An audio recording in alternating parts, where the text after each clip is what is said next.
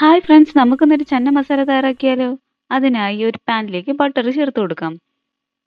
അതിലേക്ക് പെരുംജീരകം, പട്ട, ഗ്രാമ്പൂ, ഏലക്ക ചേർത്ത് കൊടുക്കാം.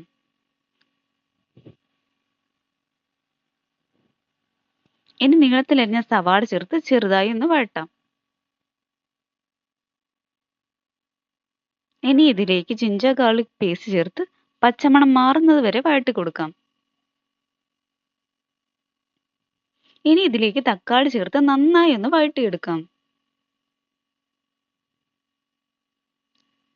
ഇനി പൊടികൾ ചേർക്കാം.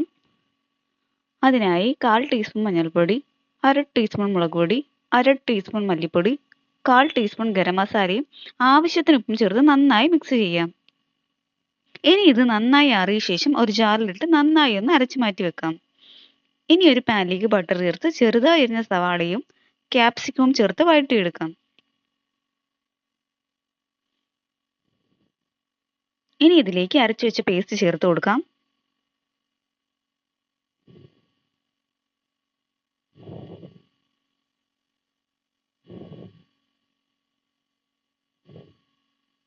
ഇനി ഇതിലേക്ക് നമ്മൾ വേവിച്ചു വെച്ച വെള്ളക്കടല ചേർത്ത് കൊടുക്കാം. ഇനി കുറച്ച് മല്ലിയിലയും കസൂരി മേത്തിയും ചേർത്ത് നന്നായി ഒന്ന് മിക്സ് ചെയ്തെടുത്താൽ നമ്മുടെ ചന്ന മസാല റെഡി.